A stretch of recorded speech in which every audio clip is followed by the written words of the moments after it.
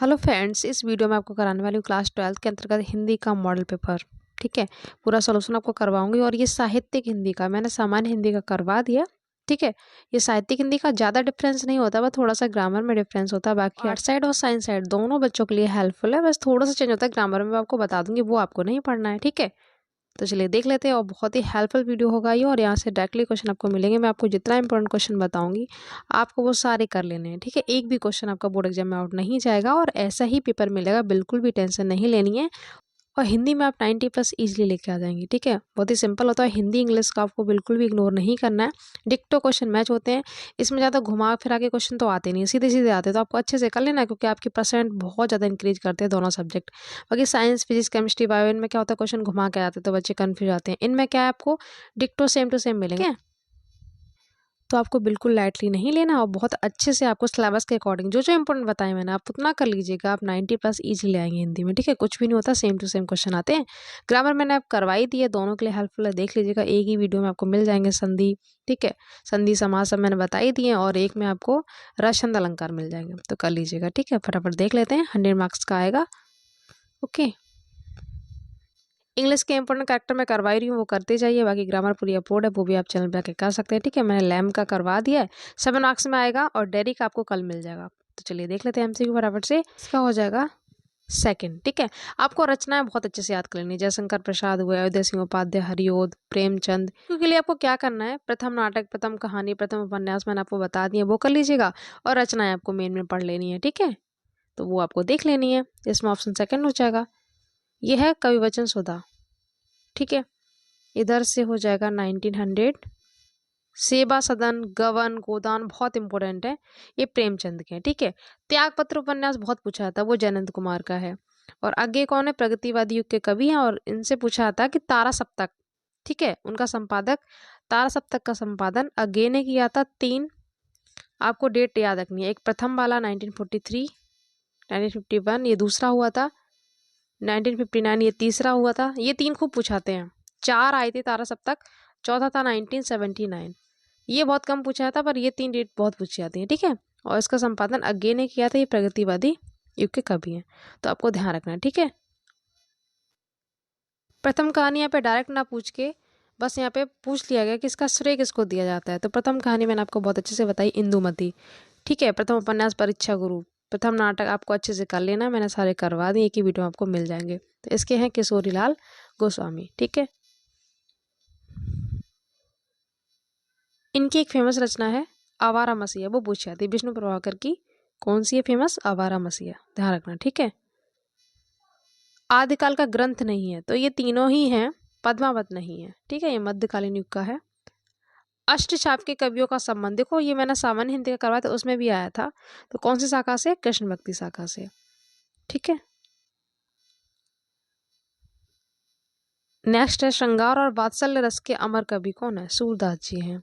चांद का मुंह टेढ़ा है, ये मतलब विधा पूछ लिया, आपको विधा आनी चाहिए, मतलब नाटक है कि कहानी है कि काव्य रचना है, उपन्यास है, ऐसे पूछा जाता है। तो ये काव्य रचना है, और ये किसकी है, गजानंद माधव की है। ठीक है, गजानंद माधव, ध्यान रखना। तो ये हो गया। इसके बाद है कबीर वाणी के डिक्टेटर हैं, ये कथन किसका है, ये द्विवेदी जी का है। ठीक है, अब ये गद्य की व्याख्या देखो, व्याख्या से आपके 34 मार्क्स कवर हो रहे हैं। और साहित्यिक हिंदी जिनके पास है उनके तो 38 हो जाएंगे। क्यों, क्योंकि संस्कृत के क्वेश्चन आंसर भी पूछ ले जाते हैं। अगर आपको व्याख्या पता है तो क्वेश्चन आंसर भी आप कर लेंगे। ठीक है, बाकी इजिली आप 34 पासिंग मार्क्स आपके देखो यहीं से कवर होते हैं, व्याख्याओं से। तो व्याख्या 10 मार्क्स की देखो यहाँ से मिलेगी, 10 आपको काव्य में से मिलेगी, 7 आपका श्लोक आएगा, 7 आपका श्लोक के जो चैप्टर होते हैं वहां से आएगा। 34 आपके कवर हो रहे हैं। ठीक है, तो देखो 2 मार्क्स में आपको संदर्भ पूछा जाएगा, 2 में आपको रेखांकित अंश की व्याख्या करनी, ये कंफर्म है। बाकी 3 क्वेश्चन वो इसी में से पूछ लेगा। अब देखो, मैंने 4 चैप्टरों के आपको ट्रिक बता दी है, जिनके पास साहित्यिक हिंदी, जिनके पास सामान्य हिंदी, दोनों के लिए इक्वली इंपॉर्टेंट है।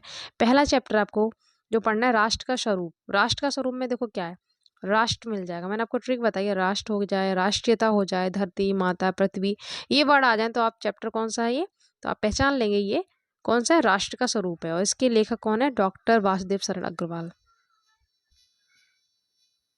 तो पाठ का नाम आप इजली लिख लेंगे।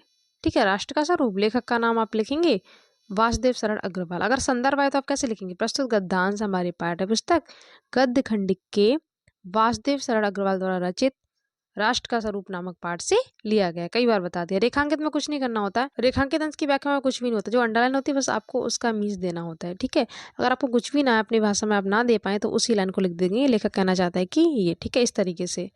तो ऐसे आप कर दीजिएगा। तो ये 2 मार्क्स तो आपके इस 2 और 2 ये कंफर्म हो जाएंगे। बाकी ये तीनों पढ़ के आपको इजीली मिल जाएगा। ठीक है, अब देखो ये चैप्टर, इसमें देखो भाषा आ गया, तो जिसमें आपको भाषा मिल जाए तो वो चैप्टर कौन सा, भाषा और आधुनिकता, प्रोफेसर जी रेड्डी। ठीक है, इसके लेखक कौन है, प्रोफेसर जी रेड्डी, ध्यान रखना। और ये भी निबंध है, भाषा और आधुनिकता। ठीक है, ध्यान रखना। तो देखो स्टार्टिंग के 4 चैप्टर आपको पढ़ लेने हैं। जिसमें भाषा और आधुनिकता आ जाए तो वो चैप्टर प्रोफेसर जी रेड्डी वाला है। ठीक है, भाषा और आधुनिकता। जिसमें राष्ट्र आ जाए, राष्ट्रीयता आ जाए, तो ये है राष्ट्र का स्वरूप। और जिसमें अशोक के फूल आ जाए, कालिदास आ जाए, ठीक है, तो वो चैप्टर है अशोक के फूल, और जिसके लेखक हैं आचार्य हजारी प्रसाद द्विवेदी। तो आपको स्टार्टिंग के 4 चैप्टर पढ़ लीजिएगा, 100% आपका कवर हो जाएगा। एक है रॉबर्ट नर्सिंग होम में, दूसरा ही है वो सामान्य हिंदी में। ठीक है, तो उसमें ज़्यादा नहीं, 2-3 पैसेज आप पढ़ेंगे तो आपको इजीली याद आ जाएगा। ऐसे आपको काव्य में 4 पढ़ने हैं। अब इसमें तो कितना सिंपल सिंपल है, इजीली आप कर लेंगे। पाठ का और लेखक का नाम, पाठ का नाम आप कर लेंगे भाषा और आधुनिकता, लेखक का नाम प्रोफेसर जी रेड्डी। रेखांकित अंश की व्याख्या आप कैसे लिखेंगे, लेखक कहना चाहता है कि हमें नवीन मतलब नए नए पारिभाषिक शब्द, ठीक है, शब्दों एवं नवीन लेखन शैलियों पर आधारित लेखन पद्धतियों का प्रयोग करना चाहिए। ठीक है, उनको व्यवहार में लाना ही भाषा को आधुनिकता प्रदान करना है। इस तरीके से आप अपनी लैंग्वेज में कर देंगे। नेक्स्ट है, किन किन के प्रयोग से भाषा आधुनिक बनती है। सिंपल आप कर लेंगे, नए शब्द, नए मुहावरे, नई रीतियों, इनका आदि शब्दों का प्रयोग करने से भाषा आधुनिक बनती है। भाषा का विकास कब नहीं होता है, तो ये यहाँ पे देखो लिखा है, केवल आधुनिक युग की विचारधाराओं के अनुरूप नए शब्दों के गढ़ने मात्र से ही भाषा का विकास नहीं होता है। नए शब्द गढ़ने मात्र का यहाँ पे क्या अर्थ है, तो वही अर्थ है मैंने भी आपको बताया। तो इसमें भी वही लाइन आ जाएगी, कौन सी, कि नए नए शब्दों को जोड़ने से या गढ़ने से केवल भाषा का विकास नहीं हो सकता। अब काव्य की व्याख्या देख लेते हैं। नील परिधान बीज सुकुमार, ये श्रद्धा मनु है जयशंकर प्रसाद का, बहुत ही फेमस है ये चैप्टर, आपको अच्छे से पढ़ लेना है। एक पवन दूत का, अयोध्या सिंह उपाध्याय हरिओद का, ये पढ़ना और ये पढ़ना है, खूब पूछा जाता है। ठीक है, तो देखो पाठ और कवि का नाम पूछ लिया है, तो पाठ का नाम आप क्या लिखेंगे, श्रद्धा मनु। ठीक है, कवि का नाम जयशंकर प्रसाद। ठीक है, इसमें आप लिख देना श्रद्धा मनु, ऐसे करके श्रद्धा मनु, इसमें लिखना जयशंकर प्रसाद।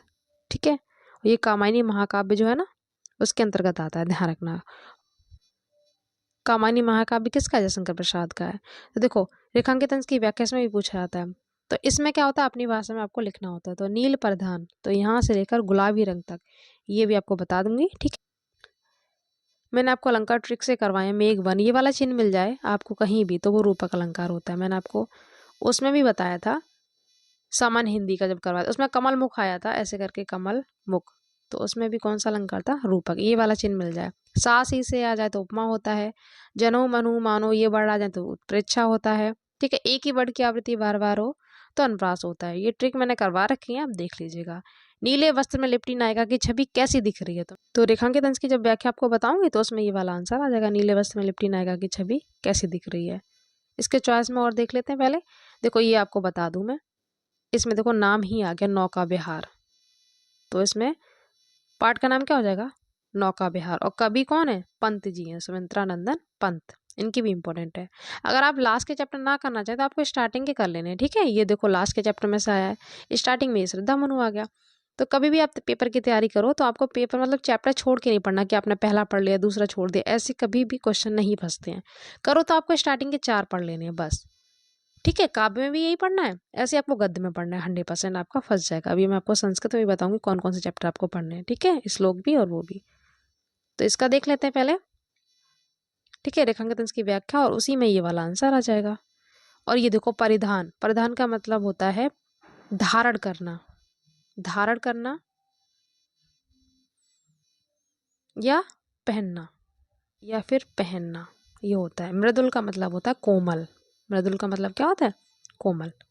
ओके, अब देख लेते हैं इसका रेखांकित अंश की व्याख्या। तो आप ये लिख देंगे रेखांकित अंश की। आपको श्रद्धा मनु का पूरा अच्छे से पढ़ लेना है, ठीक है, यहाँ से तक, ठीक है। इसी में आपका वो वाला क्वेश्चन आ जाएगा कि नायिका की छवि किस तरीके से दिख रही है। अब इसमें भी देखो व्याख्या तो आप कर ही लेंगे। धारासा में कौन सा अलंकार है, तो इसमें भी ये वाले चिन्ह आ रहा था, इसमें भी रूपक अलंकार हो गया, ठीक है। बाकी आपको इजली मिल ही जाएंगे। अब ये देखो जीवन परिचय, जिनके पास साहित्यिक हिंदी है उनको जीवन परिचय लिखना है, ठीक है। और जिनके पास सामान्य हिंदी है उनको क्या करना है, साहित्यिक परिचय करना है, ध्यान रखना, ठीक है। तो आपको स्टार्टिंग के पढ़ लेने। देखो इन्हीं का चैप्टर है भाषा और आधुनिकता, और इनका कौन है, राष्ट्र का स्वरूप। तो स्टार्टिंग के आपको 4 नहीं तो 3 तो पढ़ ही लेने अच्छे से, ठीक है, आपको मिल जाएगा। इनकी रचना आपको अच्छे से पढ़ लेनी है। जैसे देखो जीवन परिचय इसमें भी आया है, तो आपको स्टार्टिंग के ये भी पढ़ लेने, जयशंकर प्रसाद हुआ, दिनकर हुए, ठीक है, निराला, ये आपको पढ़ लेने स्टार्टिंग के। इसमें से आपको मिल जाएगा। इनकी रचना आपको लिख देनी, इनकी तो बहुत फेमस है, आंसू, लहर, झरना, ठीक है। दिनकर की है रेणुका हो गया, हुंकार हो गया, रश्मिरथी, ध्यान रखना। हरिओद की प्रिय प्रवास महाकाव्य बहुत पूछा आता है, ठीक है। तो आपको 3 नंबर में जीवन परिचय करना है और 2 मार्क्स में आपको रचनाएं करनी। तो इनका जीवन परिचय तो मैंने करवा रखा है, आपको चैनल पे मिल जाएगा। नहीं देखो सामान्य साहित्य में दोनों में सेम है, पंचलाइट बहादुर, ठीक है। बस साहित्य वालों के पास कर्मनासा और पूछ लिया जाता है। यहाँ पे देखो पात्र पूछ लिया है, कर्मनासा की हार की कहानी के प्रमुख पात्र का चरित्रण करवा रहा है। सामान्य हिंदी वालों के पास दोनों में देखो पंचलाइट बहादुर दोनों में खूब पूछी आती हैं, तो आप ये पढ़ लीजिएगा, पंचलाइट बहादुर खूब पूछी आती है। सामान्य हिंदी और साहित्यिक हिंदी वाले दोनों के लिए इंपॉर्टेंट है। इसमें साहित्यिक हिंदी में कर्मनाशा की हार ये भी जो कहानी है पूछ ली जाती है, ठीक है। यहाँ पे पात्र का पूछ लिया गया, ये हो गया। अब एक क्वेश्चन ये देखो, स्वपठित खंड का, आपके सिलेबस में जो हो अलग अलग जिले में अलग अलग चलते हैं, ठीक है। मैंने त्यागपति का करवा रखा है, आपने जो पढ़ाओ आप उसका पात्र पढ़ लीजिएगा, ठीक है। नायक और नायिका, तो मैंने नायक में आपको करवाया है हर्षवर्धन, ठीक है, त्यागपति में करवाया है। और नायिका में राजश्री जो उनकी बहन है, ये दोनों आपको पढ़ने हैं त्यागपति में। आपके जिले में जो भी चल रहा हो आप उसका करेक्टर आपको पढ़ लेना, सर्ग आपको छोड़ देना, ठीक है। सर्ग में क्या होता है, आपको पूरे पूरे याद करने पड़ते हैं, कोई भी आ सकता है। करेक्टर आपको एक ही मिलेगा, या तो नायक या नायिका ऐसे मिल जाते हैं, ठीक है, तो वो कर लीजिएगा। तो मैंने त्यागपति का करवा रखा है, आपके जिले में जो चल रहा हो आप कर लीजिएगा। ये देखो ये वाला हमने करवा दिया, यहाँ पे दिया है ना नारी पात्र, नारी में कौन आएगा, राजश्री आ जाएंगी। और यहाँ पे पात्र पूछ लिया है तो वो कौन है, हर्षवर्धन है, ठीक है, ध्यान रखना। ऐसे बहुत सारे हैं, आपके जिले में जो हो आप कर लीजिएगा। अब संस्कृत में देखो व्याख्या, 2 मार्क्स में आपको संदर्भ मिलेगा, मतलब 2 मार्क्स आपको संदर्भ मिलेंगे, 5 आपको व्याख्या करने के। कौन कौन से देखो, आत्मज्ञ सर्वज्ञ वाला पढ़ना है, ठीक है। संस्कृत भाषा महत्व पढ़ना है, मतलब दोनों के लिए इंपॉर्टेंट है, साहित्यिक हिंदी और सामान्य हिंदी, ठीक है। एक आपको पढ़ना है जातक कथा वाला, 2 खंड है उसके, नृत्य जातकम उलूक जातकम, वो पढ़ना है, ठीक है, वो पढ़ लीजिएगा। तो आपको ये 4 पार्ट पढ़ने हैं। कौन कौन से आपको पढ़ने हैं फिर से सुन लो, संस्कृत भाषा महत्तम, आत्मज्ञ सर्वज्ञ, और जातक कथा के 2 पार्ट हैं, उलूक जातकम, नृत्य जातकम। और एक लास्ट वाले चैप्टर में से आता है महामना मालवीय का, ठीक है। तो आपको चॉइस में 100% मिलेगा। देखो यहाँ पे ये वाला चैप्टर है नृत्य जातकम में से ये लिया गया है, और ये है महामना मालवीय का, ठीक है। इनके श्लोक भी खूब पूछा था, एक ही श्लोक इनका फेमस है, ठीक है। तो श्लोक की व्याख्या अलग से आती है, तो आपको ये चैप्टर पढ़ लेने हैं। महामना वाला अगर आप चाहे तो स्किप कर सकते हैं, बाकी आपको स्टार्टिंग के 4 पढ़ लेने हैं, ठीक है। इनका भी खूब पूछा था, बस सिंपल है, एक बार देखेंगे आपको याद हो जाएगा, कुछ भी नहीं होता, एक एक लाइन आपको बस पढ़ते जाओ और आपको याद हो जाएगा। अगर तो इसमें देखो महामना मालवीय का ये रहा, अतीत प्रथम कल्पे, ठीक है। तो ये वाला कौन सा है, हंस आ गया, ठीक है, हंस मयूर ये वर्ड आ जाए तो मैंने आपको ट्रिक बताई है, हंस मयूर ये सब आ जाए तो कौन सा चैप्टर है, ये नृत्य जातकम वाला है, ठीक है। संदर्भ कैसे लिखेंगे, इसमें आप लिखना प्रस्तुत गद्यांश हमारे पाठ्य पुस्तक संस्कृत खंड के या फिर संस्कृत दिग्दर्शिका के जातक कथा खंड के नृत्य जातकम पाठ से लिया गया है। और इसमें आप लिख देना बस पाठ नॉर्मल सा कौन सा, महामना मालवीय नामक पाठ से लिया गया, बस ऐसे संदर्भ लिखना होता है। अभी व्याख्या आपको बता दूंगी। इधर से देखो श्लोक का हिंदी में अनुवाद, इसमें क्या करना है, देखो मैंने आपको बताया एक चैप्टर सुवासित रत्नानी वाला चैप्टर है, उसके 15 श्लोक है, 15 के 15 मैंने करवाए, बहुत ही इजी लैंग्वेज में, आप 1-2 बार देखें आपको याद हो जाएगा, वो पढ़ लीजिएगा। दोनों के लिए हेल्पफुल है, साहित्यिक हिंदी और सामान्य हिंदी वाले जिनके पास है तो वो पढ़ने आपको। एक आपको पढ़ना है जातक कथा का रेरे चातक वाला, एक आपको पढ़ना है महामना मालवीय का, ये 17 श्लोक पढ़ लीजिएगा, 100% आपका फंस जाएगा, ठीक है। अब देखो जिनके पास साहित्यिक हिंदी उनके पास मतलब ये चैप्टर में से कौन सा लिया गया, देखो ये चैप्टर है नृपत दिलीप वाला, जिनके पास साहित्यिक हिंदी उसमें है, सामान्य हिंदी में ये नहीं है। नृपत दिलीप एक चैप्टर है, उसमें से ये वाला श्लोक लिया गया है। ठीक है, तो आप इसमें आप संदर्भ क्या लिखेंगे? प्रस्तुत श्लोक हमारी पाठ्य पुस्तक संस्कृत खंड के या फिर संस्कृत दिग्दर्शिका के, आप जो आपको इजी लगे वो कर लीजिएगा। ठीक है, इसमें लिखेंगे सुवासित रत्नानी नामक पाठ से लिया गया है। इसमें आप लिखेंगे नृपत दिलीप नामक पाठ से लिया गया है। ठीक है, कर लीजिएगा। अभी आपको मैं इसके हिंदी अनुवाद भी करवा दूंगी। संदर्भ लिखना मैंने आपको अच्छे से बता दिया, वैसे आपको लिखना है। ठीक है, तो इनका भी हिंदी अनुवाद मैं आपको दिखा दूंगी, कर लीजिएगा। ये ज्ञान मौन वाला, ये नृपत दिलीप चैप्टर से लिया गया है। ठीक है, इसका अनुवाद ये वाला, ये साहित्यिक हिंदी वालों के पास है। ठीक है, ध्यान रखना ये चैप्टर आपको सामान्य हिंदी इनके पास है, उनको नहीं करना है, नृपत दिलीप वाला। ठीक है, इसमें जितना पूछा उतना आप लिखेंगे। तो इसमें देखो व्यतीत से लेकर आपको लिखना है ऐसा बोले, यहाँ तक आया है। ठीक है, इस मॉडल पेपर में इतना कर लीजिएगा। ये महामना मालवीय वाला है। ठीक है, इसमें आपको यहाँ से यहाँ तक लिख देना है। तो ये मैंने आपको करवाई दिया। इसमें आप वही लिखेंगे देववाणी अर्थात संस्कृत समस्त भाषाओं में मुख्य, मधुर और दिव्य है। निश्चित रूप से ही उसका काव्य भी मधुर है और उससे भी अधिक मधुर है उसके वचन। ठीक है, ये आपको चैनल पे मिल जाएगा, मैंने करवा दिया। इधर से आपको ये मैंने बता ही दिया, ये भी बता दिया।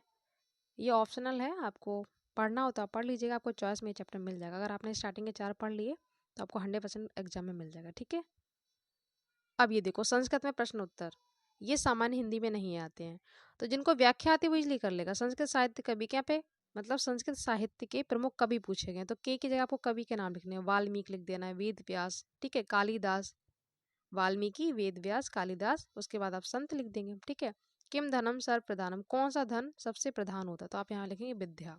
क्या लिखेंगे? विद्या धनम। हो गया दो, इसलिए आप कर लेंगे। ये देखो दिलीप बाला पूछ लिया, किस प्रदेश के राजा थे।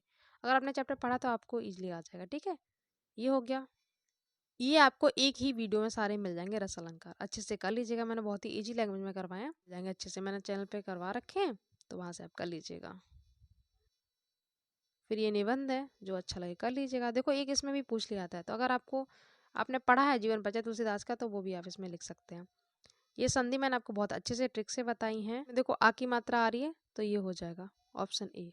ये मैंने ट्रिक बताई, आप देख लीजिएगा, चैनल पे अपलोड है। इसमें आ और ई मिलके, मतलब आ और ई मिलके ए बन जाते हैं, तो ये हो गया प्रेजते, ये भी मैंने करवाया। पुस्तकालय, तो दीर्घ संधि है, दीर्घ संधि किसका प्रकार है? स्वर संधि का प्रकार है, ध्यान रखना। इसमें आप लिखेंगे 10 हैं आनंद जिसके, अर्थात रावण, तो नाम क्या होगा समास का? बहुव्रीहि। ठीक है, बहुव्रीहि। उसके बाद आपको पत्र कर लेना है, इसलिए आप कर लेंगे। तो ये इस टाइप का बहुत आता है, इसमें दा प्लस ये आप लिख देना। ठीक है, प्रत्यय। प्रभुता में कौन सा प्रत्यय है? तो इसमें तल है, तल। कौन सा प्रत्यय है? तल। ठीक है, ध्यान रखना। अब इसमें विभक्ति इस टाइप से पूछ लिया था, तो इसमें विभक्ति है तृतीया। कौन सी विभक्ति है? तृतीया। पुत्रेण कई बार पूछा गया। ग्रामम में है द्वितीय विभक्ति, कौन सी? द्वितीय। एक ही पूछा गया, तो आपको विभक्ति पढ़ लेनी अच्छे से। ठीक है, प्रत्यय पढ़ लीजिएगा, एक क्वेश्चन यहाँ से भी आपको मिलेगा। तो ये हो गया कंप्लीट। कोई भी डाउट हो तो आप पूछ लीजिएगा। ठीक है, बाकी मैंने पूरा करवा दिया है। इंग्लिश के कैरेक्टर आपको डेली मिल जाएंगे, देख लीजिएगा। इसके बाद इंग्लिश का मॉडल पेपर मिलेगा, ठीक है, वो कर लीजिएगा। Thank you so much.